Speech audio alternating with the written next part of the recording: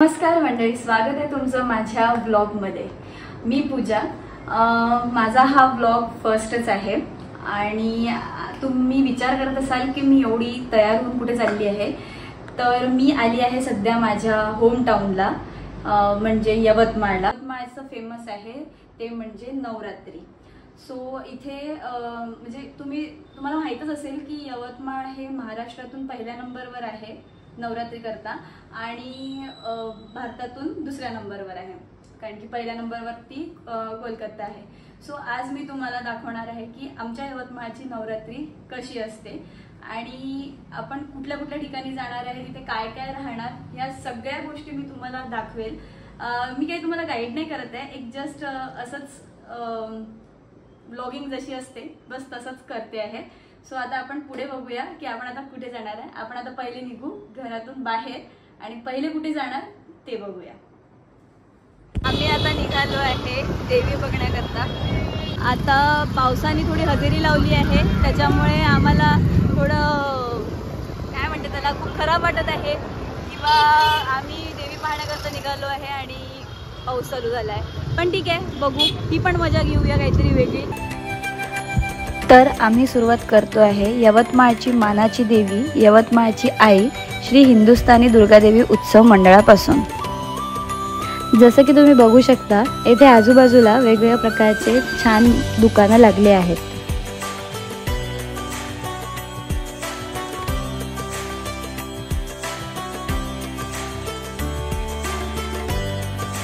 तर ही देवी यवतमाळच्या आठवडी बाजार येथे मागील 100 पेक्षा अधिक वर्षापासून विराजमान होत आहे। आम्ही मंदिरात पोहोचलो आणि तिथे नुकतीच आरतीला सुरुवात झाली होती।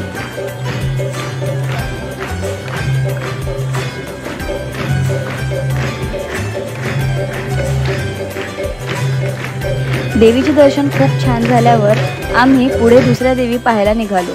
वाटेतच आम्हाला शनी मंदिर लागले आणि अनायासे शनिवार होता, तर आम्ही शनिदेवाचे दर्शन केले। नंतर आम्ही आलो एकता मंडळ छोटी गुजरी येथे। येथे खूप सुंदर असा राजस्थानी पॅलेसचा देखावा यांनी साकारला होता, तो तुम्ही बघू शकता।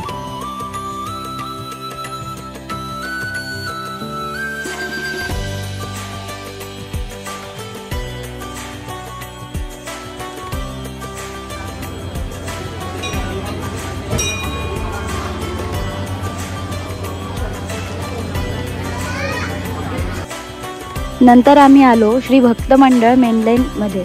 या मंडळाने नुकताच झालेल्या ऑपरेशन सिंदूरचा देखावा साकारला होता, तो तुम्ही बघू शकता।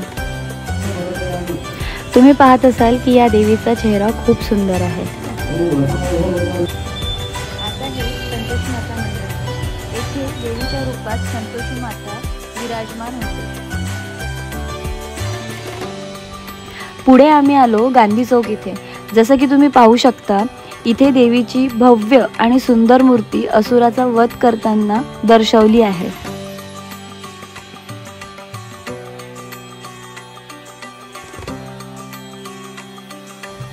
नंतर आम्ही आलो जय हिंद दुर्गादेवी उत्सव मंडळ इथे। या मंडळाने खूप सुंदर असा देखावा साकारला होता, तो तुम्ही पाहू शकता। देवीच्या मूर्तीच्या मागे जी तुम्हाला कलाकृती दिसत आहे, ॲक्च्युअलमध्ये तो पडदा नसून हाताने काढलेली पेंटिंग आहे आणि दरवर्षी इथे वेगवेगळ्या पेंटिंग साकारण्यात येतात। पुढे आम्ही गणेश मंडळ इथे आलो। इथे पण देवी असुराचा वध करताना दाखवली आहे।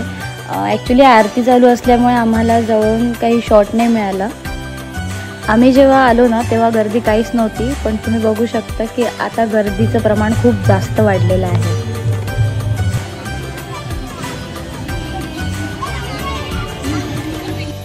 दरवर्षीप्रमाणे याही वर्षी सुद्धा शिवाजी मंडळाने भव्य अशी देवीची मूर्ती असुराचा वध करताना बसवली होती। पुढे आम्ही आलो नवप्रभात मंडळ इथे। इथे पण देवी असुराचा वध करताना दाखवली आहे। अरे, तुम्हाला सांगायचंच राहिलं की यवतमाळ नवरात्रीची अजून एक खासियत आहे, ती म्हणजे 9 दिवस होणारे अन्नदान आणि मला आवडणारा मसाले भात। तर पुढे आम्ही आलो बालाजी मंडळ इथे आणि इथे पुण्यश्लोक अहिल्याबाई होळकर यांच्या राजवाड्याचा देखावा साकारण्यात आला होता। देवीचं दर्शन करून निघालो आणि गर्दी तर खूप वाढतच होती. अरे भेटवायचंच राहिलं. हा माझा नवरा अजिंक्य आणि त्याच्या मागे जो आहे तो निनाद. पुढे काही पावलांवरच नवशक्ती मंडळाची देवी बसली होती. इथे मस्त असा ढोल चालू होता, त्यावर काही बायका गरबा करत होत्या, तर मुलं मस्त नाचत होते. तिथून आम्ही काली माता मंदिरात आलो. तिथे पण छान भजन चालू होतं. 5 मिनिट थांबून भजन ऐकलं आणि पुढे अजून देव्या बघण्याकरता निघालो. तिथून आम्ही आलो हितान्वेषी मंडळाची देवी बघायला. इथे ढोबरी चालू होती. ढोबरीलाच बंगालमध्ये धनुची असं म्हणतात. यात काय असतं की लोक धूप, नारळाची शेंग, कपूर या सगळ्यांचा धूर करून देवीला अर्पण करतात आणि तेच घेऊन नृत्य करतात, ज्यातून शक्ती आणि भक्तीचा संगम दिसतो. तुम्ही बघू शकता किती छान एन्जॉय करतात ते लोक. ही पण हितान्वेषी मंडळाचीच देवी आहे, बट ही सरस्वती आहे. खूप सुंदर प्रकारे त्यांनी हे दाखवलं होतं. तुम्ही बघू शकता की किती छान दिसते ती. पुढे वाटेत अजून एक सरस्वती देवी बसली होती. या सरस्वती देवीचा चेहरा पर्सनली मला खूप आवडतो. तुम्ही पण पाहू शकता की खूप सुंदर आहे ही देवी. पुढे अजून एक देवी बसली होती. ही पण खूप छान देवी होती आणि इथे पण छान मस्त लाइटिंग वगैरे लावून रस्त्यावर डेकोरेशन केलं होतं.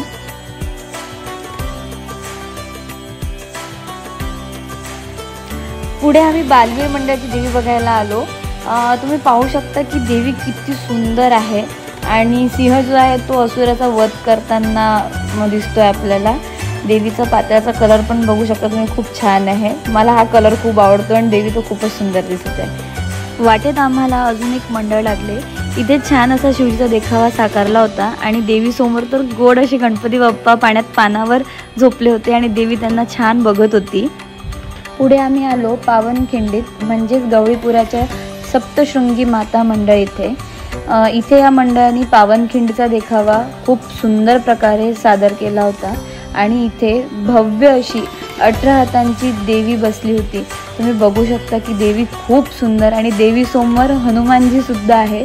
या देवीचा मी आडवा शॉट समोरून काढायची विसरली म्हणून उभा शॉट टाकते आहे, पण तुम्ही बघा किती सुंदर आहे ते. पुढे आम्ही स्टेट बँक चौकात आलो. इथे देवीच्या मांडीत कार्तिकेय छान बाल रूपात बसले होते. ही या ब्लॉगची शेवटची देवी आहे. हा पार्ट 1 आहे जो आपण इथेच संपवतो आहे, कारण आम्हाला खूप वेळ झाला होता. आमच्यासोबत बाबा होते आणि कसं आहे की एका ब्लॉगमध्ये पूर्ण देव्या कव्हर करणं पॉसिबल नाहीच आहे. तर भेटूया आपण पार्ट 2 मध्ये. तोपर्यंत बाय आणि जय माता दी.